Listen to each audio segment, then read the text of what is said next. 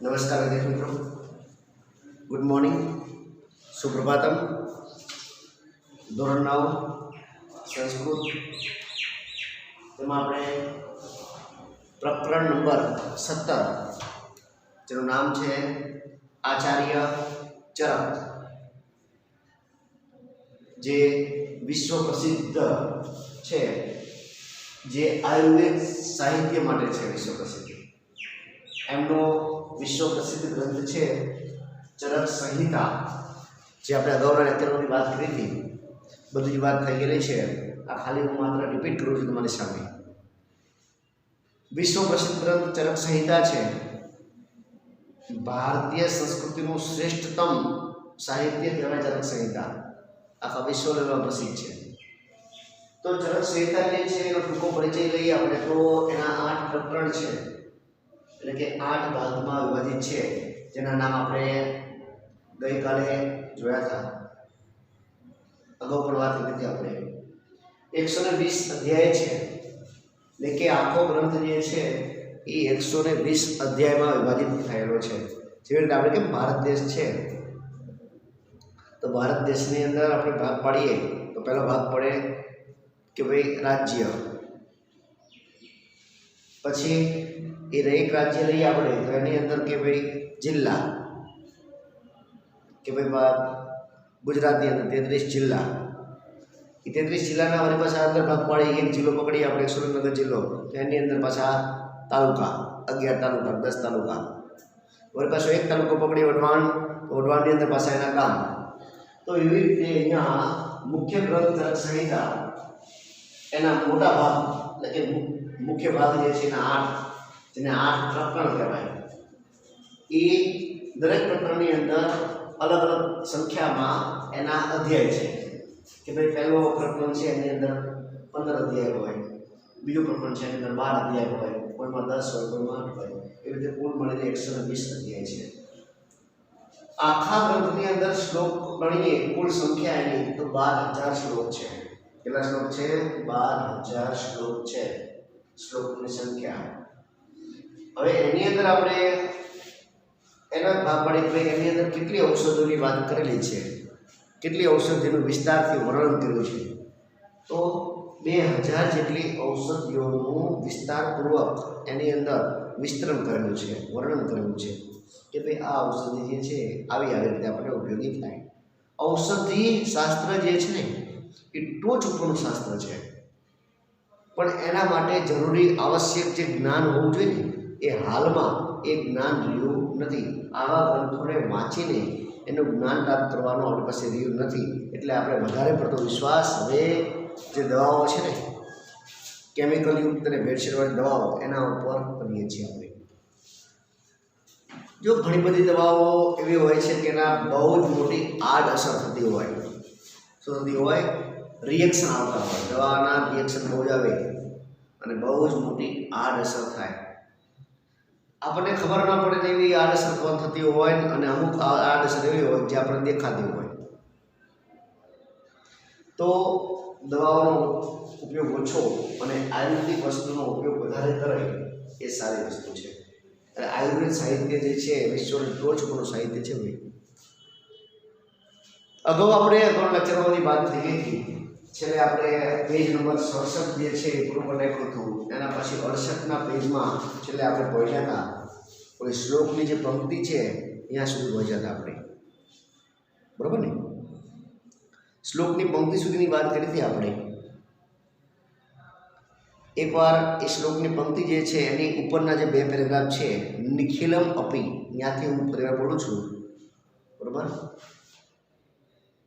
નિખિલમ અપી ત્યાંથી બોલું છું, ધ્યાન રાખજો, રિવિઝન કરી દઉં છું એટલું, પછી આપણે આગળ જઈએ.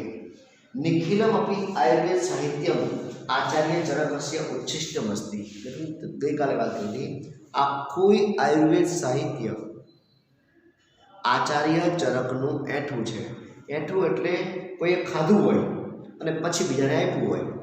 પહેલાં ચાખ્યું, ખાધું, તો પછી બીજાને આપી દીધું, પેલો તમે પણ ખાઓ. તો સમજી લો કે આયુર્વેદ સાહિત્ય એવી વસ્તુ છે આચાર્ય ચરકે ખાધેલું છે, એટલે કે પચાવેલું છે, અને એ સાહિત્ય બીજો કોઈ વ્યક્તિ ઉપર ઉપયોગ કરે તો એને કેવું કહેવાશે? એઠું છે. એટલે આખું આયુર્વેદ સાહિત્ય આચાર્ય ચરકનું એઠું છે। અને વળી આયુર્વેદ શાસ્ત્રમાં જે જ્ઞાન ચરક આયુર્વેદ શાસ્ત્રનું જે જ્ઞાન ચરક સંહિતામાં છે તે જ બધે રહેલું છે। જો ચરક સંહિતાની અંદર બધું જ આયુર્વેદની વાત કરી દીધી છે, એટલે કંઈ બાકી રાખ્યું નથી। આચાર્ય ચરકે આયુર્વેદ શાસ્ત્રની જે કંઈ વાત છે ને ઔષધિઓની, એ બધી જ ઔષધિનું વર્ણન એની અંદર કરી નાખ્યું, કંઈ બાકી મૂક્યું નથી। એટલે એવું કહી શકાય કે ભાઈ આયુર્વેદ શાસ્ત્રનું જે જ્ઞાન ચરક સંહિતામાં છે એ આખા વિશ્વમાં છે, આખા ભારતમાં છે, અને જે ચરક સંહિતામાં નથી એ ક્યાંય પણ જોવા મળતું નથી। જો લખ્યું છે ચરક સંહિતામાં જે નથી એ ક્યાંય પણ નથી। અસ્ય કેચન ઉપદેશાહ સ્મૃતવ્યાહ સંતિ, આના કેટલાક ઉપદેશો યાદ રાખવા જેવા છે। જો ચરક સંહિતાની અંદર આચાર્ય ચરકે કેટલાક ઉપદેશ આપ્યા કે તમારે રોગ રહિત બનવું હોય તો કેવા કેવા ઉપદેશ આપ્યા છે અંદર એની વાત કરી છે।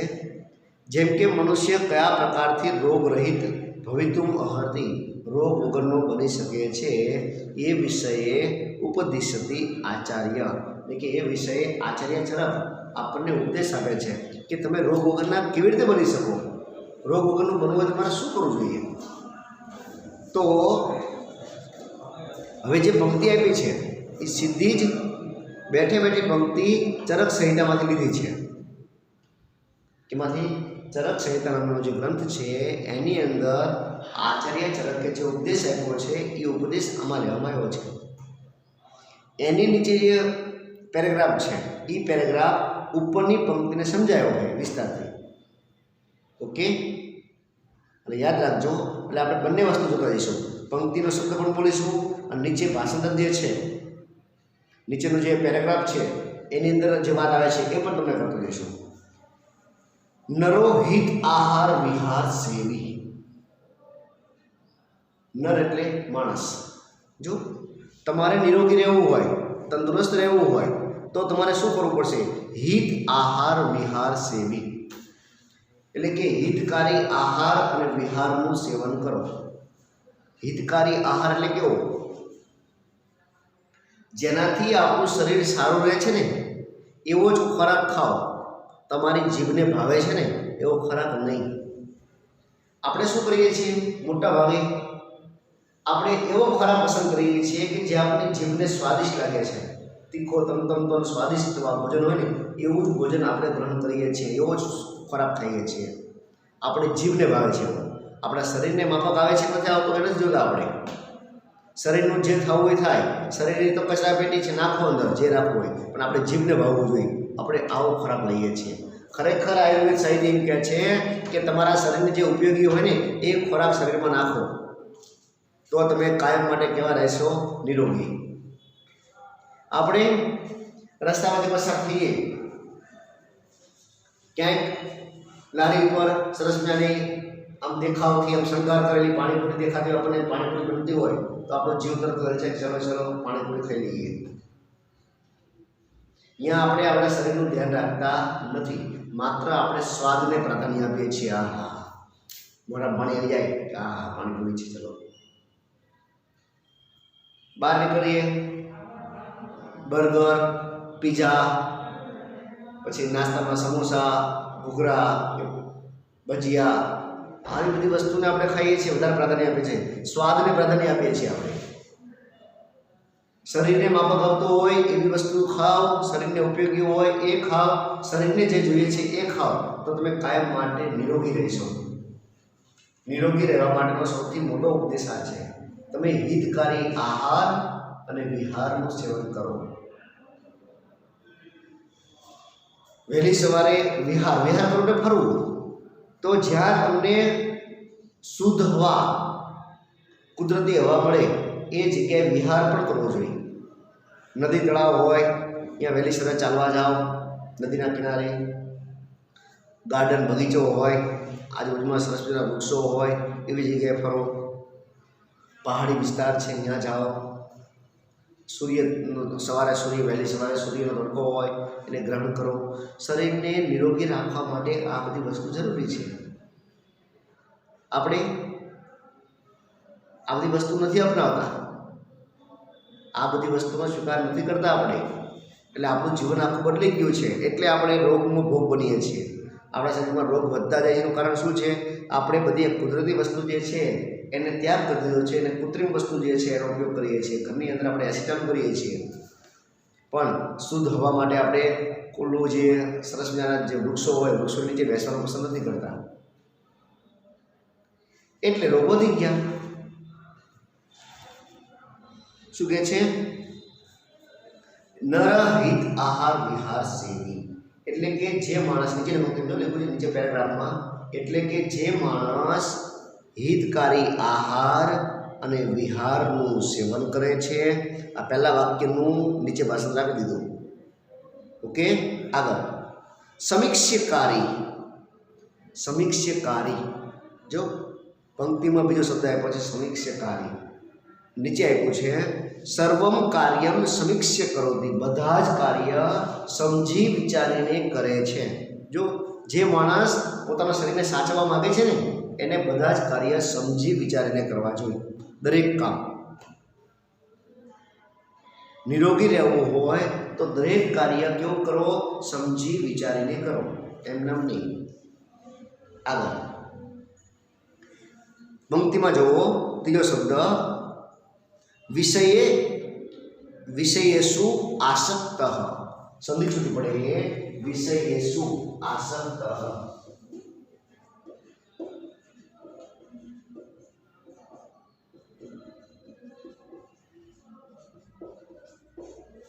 આવશે શબ્દ વિષયેષુ આસક્ત,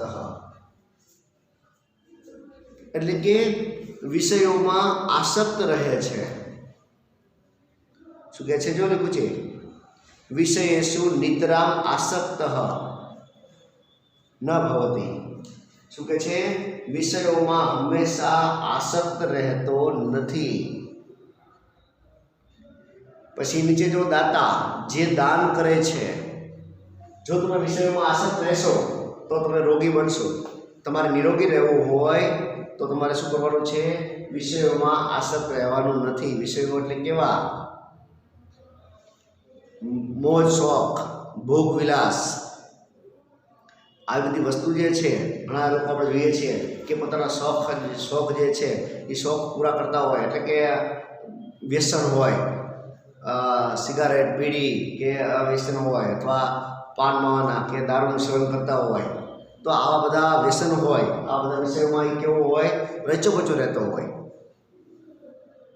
એનું એને વ્યસન હોય, એના વગર ચાલતું ન હોય. એમાં એ કેવો રહેતો હોય? આસક્ત રહેતો હોય. એવો વ્યક્તિ તો કેવો બનશે? રોગી બનશે. પણ જે વ્યક્તિ નિરોગી બનવું હોય તો એને આ વિષયોમાં આસક્ત રહેવાનું નથી. શું કહે છે? નિરોગી બનવા માટે શું કરવું પડશે? એટલે કે જે માણસ હિતકારી આહાર અને વિહારનું સેવન કરે છે, બધા જ કાર્ય સમજી વિચારીને કરે છે, વિષયોમાં હંમેશા આસક્ત ન ભવતી, આસક્ત હોતો નથી. પછી દાતા, જો નીચે પંક્તિમાં લખ્યું દાતા, બીજી લાઈનમાં નીચે જો જે દાન કરે છે. જો નિરોગી રહેવું હોય તો દાનને પણ મહત્વ આપ્યું છે. દાન કરો. નિરોગી રહેવા માટે દાન કરવું પણ સારી વસ્તુ છે એમ. એટલે કે તમે એવા જરૂરિયાતમંદ માણસો હોય જે ખરેખર ખૂબ જરૂરિયાતવાળા હોય એને દાન કરો. અત્યારે આપણે જોઈએ છીએ કે આટલી ઠંડી પડે છે તો ઘણા એવા લોકો હોય છે જે ફૂટપાથ ઉપર રહેતા હોય છે, જેને ખાવા માટે પણ મળતું નથી, તો એને ઠંડીમાં ઓઢવા માટે પણ ધાબળા કંઈ એવું કંઈ મળતું નથી. ઠંડી સહન કરીને ધ્રુજતા હોય છે. તો એવા વ્યક્તિને આપણે ધાબળાનું વિતરણ કરીને મદદ કરી શકીએ, દાન કરતા રહો, એવું પણ કીધું છે. તો જે માણસ દાન કરે છે, પછી આગળ સમહ, જો પંક્તિમાં લખ્યું છે સમહ, એટલે કે વ્યવહારે સ્મત્વ ક્ષમાભાવ ચ આચરતી. વ્યવહારમાં દરેક પ્રત્યે કેવો ભાવ રાખે છે? સરખો ભાવ, સમહ, સમાન ભાવ. આપણે ઘણીવાર શું કરીએ છીએ કે જ્ઞાતિઓના વાડામાં આપણે કેદ થઈ જઈએ છીએ કે આ જ્ઞાતિનો છે ને આ જ્ઞાતિનો છે ને આ જાતિનો છે ને આ જાતિનો છે ને આ ધર્મનો છે ને આ ધર્મનો છે. એટલે ભાઈ જાતિ જ્ઞાતિ ધર્મ આ બધા ભેદભાવ કોને ઊભા કર્યા? આપણે. ઈશ્વરે પરમાત્માએ તો બધાને સરખા જ બનાવ્યા છે કે દરેકના શરીરનો રંગ, દરેકને લોહીનો રંગ, દરેકને હાથ પગ કાન નાક સરખા જ છે. આ જાતિનો હોય ને અલગ હોય, હાથ પગ નાક કાન, આ જ્ઞાતિનો હોય ને અલગ હોય, આ ધર્મનો હોય ને અલગ હોય, એવું બને છે? બધી નથી બનતું. ભગવાને બધા જ મનુષ્યને એક સમાન બનાવ્યા. આપણે શું કરીએ છીએ? ભેદભાવ આપણે ઊભા કર્યા કે આ જ્ઞાતિનો છે, ચલો આ જાતિનો છે, ચલો આને દૂર કરો, આ ધર્મનો છે, ચલો આને દૂર કરો. જ્ઞાતિ જાતિ ધર્મ ભેદભાવ ભાષાના ભેદભાવ બધા આપણે ઊભા કર્યા. ખરેખર શું કહે છે? વ્યવહારે ક્ષમત્વમ ક્ષમા ભાવ ચ આચરતી. વ્યવહારમાં બધા પ્રત્યે સમાન ભાવ અને ક્ષમા ભાવનું આચરણ કરે છે. માફ કરવાની ભાવનામાં એનામાં હોય છે. આપણે ઘણીવાર જોઈએ છીએ અમુક વ્યક્તિ ને એ બદલો લેવાની ભાવના રાખે. કોઈની સાથે ઝઘડો થયો હોય, કંઈ મગજમારી થયો હોય તો એની સાથે એના મગજ ઉપર સતત એના મગજ ઉપર એના પ્રત્યે વેર લેવાની ભાવના હોય, બદલો લેવાની ભાવના. આ એક પ્રકારનો રોગ છે શરીરનો. એ તમને પૂજવા દેશે નહીં. તમારું મગજ કામ કરતું બંધ થઈ જશે. સતત તમને એ વિચાર આવશે કે આની સાથે હું બદલો લઈ લઉં, વેર. પણ તમારી અંદર જો તમારે નિરોગી રહેવું હોય તો તમારે ક્ષમા ભાવ હોવો જોઈએ. માફ કરવાની ભાવના હોવી જોઈએ. ચલો માફ કરતો જા, ચાલ જે થઈ ગયું એ થઈ ગયું, સમાધાન કરી લઈએ, આજથી આપણે ઝઘડો કરશું નહીં, બસ પૂરું થઈ ગયું. નિરોગી રહેવા માટે જરૂરી છે આ. પણ આપણે શું કરીએ છીએ? સતત મગજની અંદર એ ભાર લઈને જીવતા હોઈએ છીએ. બદલો લેવાની ભાવના, દુશ્મનાવટ, ઝઘડો કરવાની ભાવના, સતત મગજ ઉપર એનો શું હોય છે? બોજ હોય છે. અને સતત મગજ ઉપરથી બોજ હોય છે એ રોગનું સ્વરૂપ છે. એનાથી આગળ ફ્યુચરની અંદર ભવિષ્યમાં એ રોગ થવાની સંભાવના રહેશે. એટલે એ રોગનું કારણ છે. જો તમારે નિરોગી રહેવું હોય તો મગજને કેવું કરી નાખો? હળવું કરી નાખો. મગજની અંદર જે ખોટા જે આપણે ભરી રહ્યું છે બધું ભાવના, વેરની ભાવના ને બધી એને દૂર કરી દો. એટલે કહેજો શું કહે છે? બધા પ્રત્યે વ્યવહારમાં સરખો ભાવ અને ક્ષમા ભાવનું આચરણ કરે છે. જો લખ્યું છે ક્ષમાવાન, દેખાય છે શબ્દ જોવો તો, સત્યપરહ અને ક્ષમાવાન. એટલે કે વ્યવહારમાં દરેક પ્રત્યે સરખો ભાવ અને ક્ષમા ભાવનું આચરણ કરે છે. અને પછી લખ્યું છે નાપ્તોપસેવી, એટલે કે આપ્તજનાનામ સેવામ કરોતી. પોતાના સ્વજનો હોય આપ્તસેવી. આપ્તસેવી એટલે પોતાના સ્વજનો જે છે, દાદા દાદી માતા પિતા, આપણા જે વડીલો છે એ વડીલોની સેવા કરવી. નિરોગી રહેવા માટે એ પણ જરૂરી છે. આપ્તજનાનામ સેવામ કરોતી. જે માણસ આપ્તજનોની એટલે કે સ્વજનોની શું કરે છે? સેવા કરે છે. તાદૃશ નરહ, ઉપર લખ્યું છે જો ભૌતિ અરોગી. તમને દેખાય છે રોગી.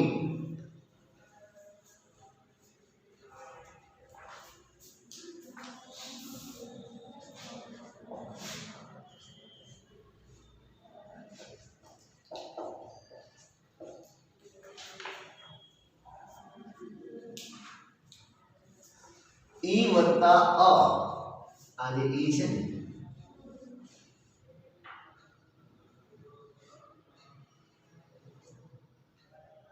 ભેગા થઈ કેવી શબ્દ છે? ભૌત્ય અરોગી. આ જે ય જે તમને દેખાય છે એ ય કેવી રીતે બન્યો?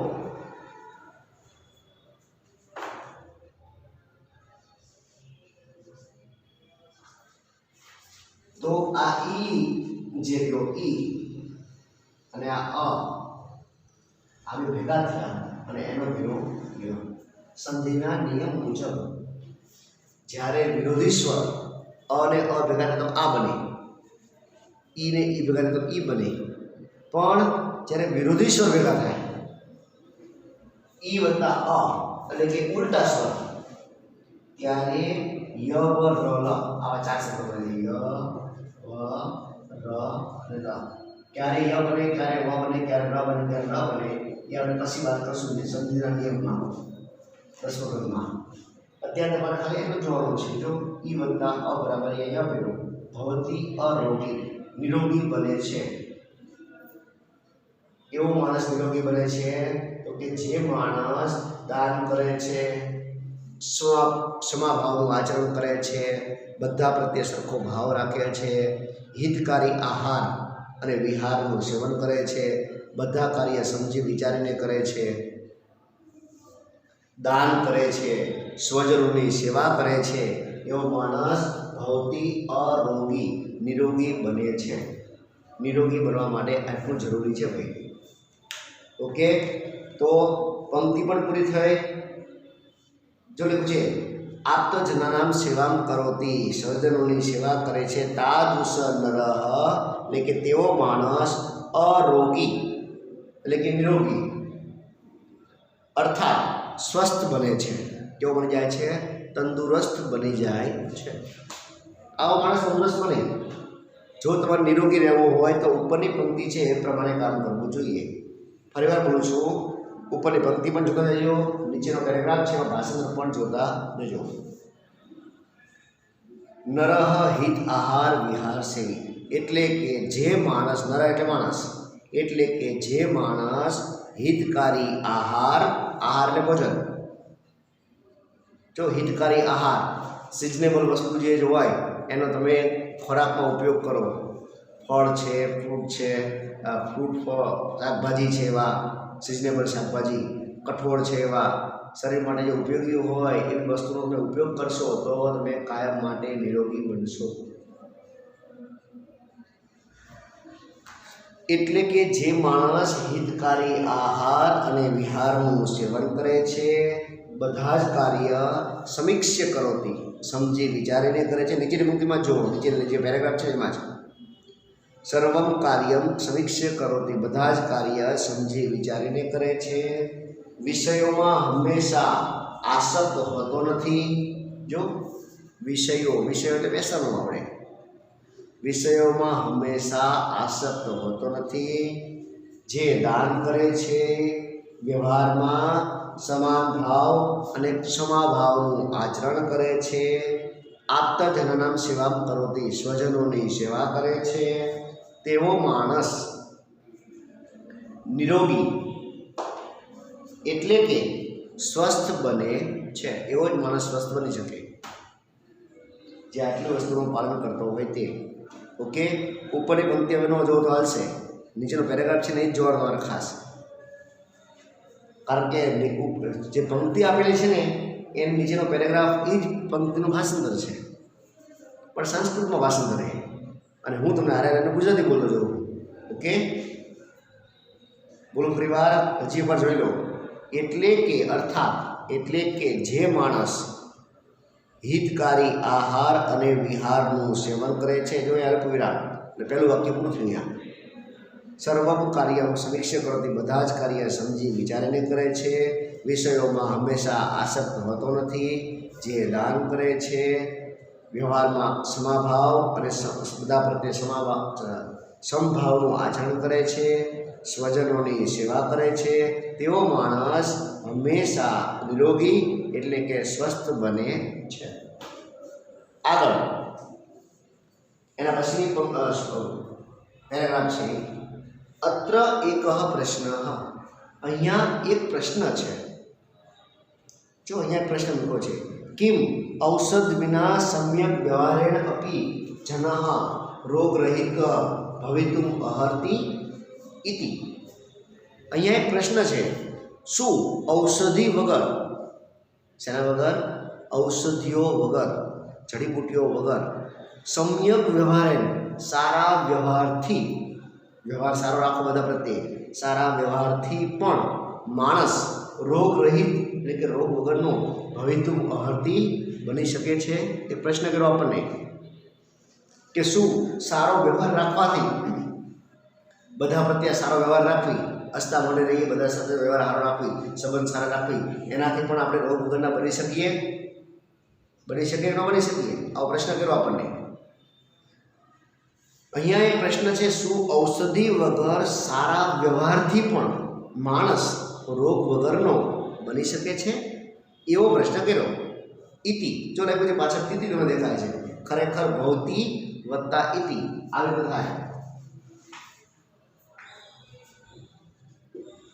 ભૌતિ વત્તા ઇતિ આ બે ભેગા થયા એટલે દીર્ઘઈ બને. કેવો બને? દીર્ઘઈ. એટલે બની ગયું ભવતી તિ. ઓકે, આ બે ભેગા થવાના કારણે આ ભણેલું આ યુનિવર્સ આ યુનિવર્સ.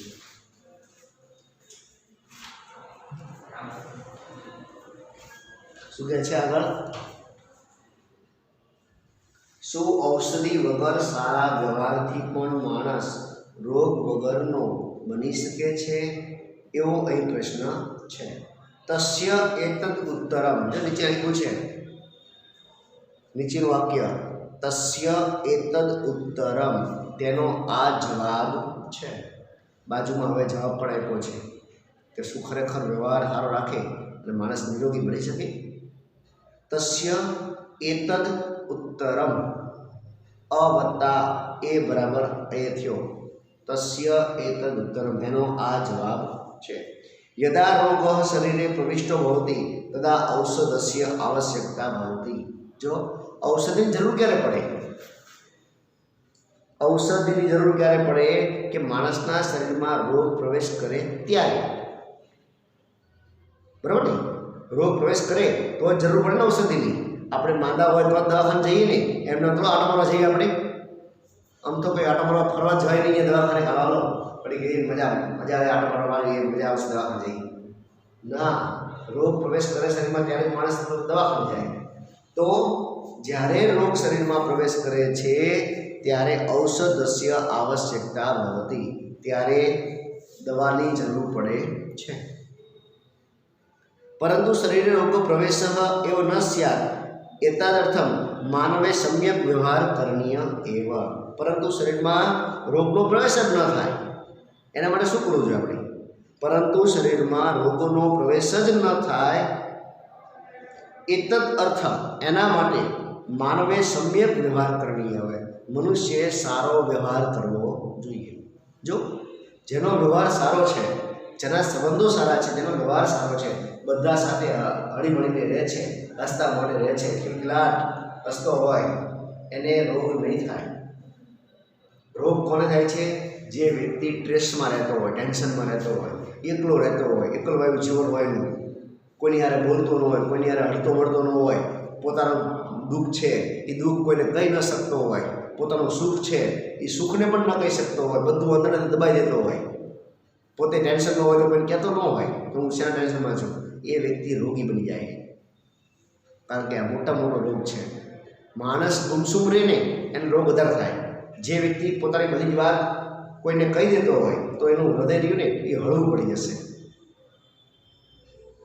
પોતાના દુઃખની વાત છે, કંઈ મુશ્કેલી આવી છે, એ પોતાના માતા પિતાને વાત કરે, ભાઈબંધને વાત કરે, બહેનપણી હોય એને વાત કરે, કોઈ મને આ તકલીફ છે ને બહુ એક સમાધાન જોઈએ છે, તો વાત કરે તો એનું સમાધાન થશે અને એનું દુઃખ કેવું થઈ જશે? હળવું થઈ જશે. પણ જે વ્યક્તિ પોતાની જે મુશ્કેલી છે, પોતાનો જે કષ્ટ છે અંદર અંદર દબાઈ દેશે, પોતાને જે દુઃખ પડ્યું છે, પોતાને કંઈક તકલીફ પડી છે, એ અંદર અંદર શું કરશે? દબાવશે. તો એ જે અંદર અંદર દબાવશે એ એક પ્રકારનો માનસિક રોગ છે અને એના કારણે એ ટેન્શનમાં સ્ટ્રેસ અનુભવશે, એને ઊંઘ પણ આવશે નહીં. તો શું કહે છે?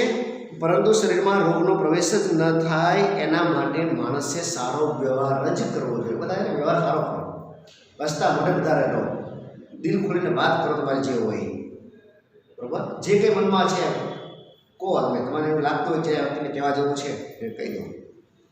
વ્યવહારસ્ય અપી સ્વાસ્થ્ય પ્રભાવ ભવતી એષ આચાર્ય શરતસ્ય ઉપદેશ. શું કહે છે? વ્યવહારની પણ સ્વાસ્થ્ય પર, આપણો વ્યવહાર કરીએ છીએ ને એની પણ સ્વાસ્થ્ય ઉપર એટલે કે આપણી તબિયત ઉપર અસર થાય છે, એનો પ્રભાવ પડે છે. વ્યવહારની પણ સ્વાસ્થ્ય ઉપર પ્રભાવ એટલે કે અસર થાય છે। એ સહ ચરક આચાર્યસ્ય ઉદ્દેશ્ય, આ જ આચાર્ય ચરકનો ઉદ્દેશ છે કે તમારો વ્યવહાર કેવો છે એના ઉપર તમને રોગ થશે કે નહીં થાય એ નક્કી છે। જો ઘણા લોકો જે છે એ એક પ્રકારે હસતા હોય છે, વધારે હસતા હોય, તો એ હસતા હોય ને એનું કારણ છે ભાઈ કે ભાઈ એ નિરોગી રહેવા માટે પ્રયત્ન કરે છે કે માણસ જેટલું લાફિંગ કરે ને, જેટલું હસે એટલું તમારું શરીર જે છે ને હળવું પડી જાય, શરીરમાં રોગ ન થાય। એટલે તો ફોરેનની અંદર લાફિંગ ક્લાસ હોય છે, વિદેશમાં તો જાઓ વિદેશમાં, અહીંયા આપણે ભારતમાં એ હોય છે બીજી જગ્યાએ, બોમ્બેમાં, દિલ્હીમાં, ત્યાં લાફિંગ ક્લાસ એટલે એ ક્લાસની અંદર ખૂબ હસાવતા જ હોય। પહેલાં આપણે ઓલા જોક્સ માટે કલાકાર હોય, એ કલાકાર જોક્સ કહે અને બધાને હાસ્ય ઊભું કરે, હાસ્ય। આપણે તો અહીં જરૂર નથી પડતી લાફિંગ ક્લાસની, કારણ કે આપણું તો વાતાવરણ જેવું છે। આપણા ભારતના, ગુજરાતના કલાકાર એવા છે ઘણા બધા હાસ્ય કલાકાર કે જે આપણને હાસ્ય ત્યાં તરબોળ કરી દે। માયાભાઈ આહિર છે કે ધીરુભાઈ સરવૈયા છે કે યુટ્યુબની અંદર એવા કેટલા વિડીયો આવે છે જે આપણને આમ હસવું આવે છે, આપણે હાસ્યને રોકી ન શકીએ એવું હસવું આવે, તો બહુ સારી વાત છે। પણ ફોરેન કન્ટ્રીની અંદર આવા લોકો પાસે ટાઈમ નથી હોતો, એટલે શું કરે લોકો સવારના વહેલી સવારે લાફિંગ ક્લાસમાં જાય અને અહીંયા મોટા અરીસા હોય એની સામે હસતા હોય, કારણ કે પોતાનું ચિત્ર જે છે એ વિચિત્ર દેખાતું હોય, ચિત્ર જે વિચિત્ર દેખાય અને એ પોતાનું વિચિત્ર જોઈને એ હસતા હોય, કાચ સામે જઈને હસતા હોય અને અહીંયા જોર જોરથી હસતા હોય, યોગના ક્લાસ કરતા હોય એમને હસાવતા બધાને અતિશય હસવું ન આવે તો હસાવતા હોય। શા માટે? રોગ રહિત રહેવા માટે। તો અહીંયા એ જ કીધું છે। ઓકે, તો અહીંયા આપણે આપણો આ પાઠ જે છે એ પૂરો થાય છે। આજે ચાલો હું ફરીવાર બોલી જાઉં છું, ધ્યાન રાખશો। અંદર પંક્તિ જે છે એ પંક્તિનું નીચેનું ભાષાંતર અહીંયાથી શરૂ કરું છું। એટલે કે જે માણસ હિતકારી આહાર અને વિહારનું સેવન કરે છે, બધા જ કાર્ય સમજી વિચારીને કરે છે, વિષયોમાં હંમેશા આસક્ત હોતો નથી, જે દાન કરે છે, બધા પ્રત્યે વ્યવહારમાં બધા પ્રત્યે સમભાવ અને ક્ષમાભાવનું આચરણ કરે છે, સ્વજનોની સેવા કરે છે, તેવો માણસ નિરોગી એટલે કે સ્વસ્થ બને છે। અહીંયા એક પ્રશ્ન છે, ચલો પેરેગ્રાફ, અહીંયા એક પ્રશ્ન છે, શું ઔષધિઓ વગર સારા વ્યવહારથી પણ માણસ રોગ વગરનો બની શકે છે, થઈ શકે છે? તસ્ય એતદ ઉત્તરમ, તેનો આ જવાબ છે। જ્યારે રોગ શરીરમાં પ્રવેશ કરે છે ત્યારે ઔષધિઓની જરૂર હોય છે, પરંતુ શરીરમાં રોગનો પ્રવેશ જ ન થાય તેઓ એના માટે માણસે સારો વ્યવહાર જ કરવો જોઈએ। વ્યવહારની પણ સ્વાસ્થ્ય ઉપર અસર હોય છે એવો આચાર્ય ચરકનો ઉપદેશ છે। એટલે આચાર્ય ચરક આપણે અહીંયા ઉપદેશ આપે છે કે તમે જેટલો વ્યવહાર સારો રાખશો એટલું તમારું શરીર નિરોગી રહેશે। જેટલો તમારો વ્યવહાર ખરાબ, તમે ઝઘડાળુ સ્વભાવના હશો તો તમારું શરીર રોગી બની જશે। માનસિક સ્ટ્રેસ અનુભવતા હશો, કોઈ યારે ઝઘડો કરતા રહેતા હશો, એકલા રહેવાની ટેવ હશે તો તમારું શરીર રોગી બનશે। પણ બધા હારે હળીમળીને સ્વભાવ તમારો સારો રાખશો, વ્યવહાર સારો કરશો તો તમારું શરીર કેવું બનશે? નિરોગી બનવા માટે આ જરૂરી છે। ઔષધિની જરૂર તો છે પણ ક્યારે? રોગ પ્રવેશ કરે પછી।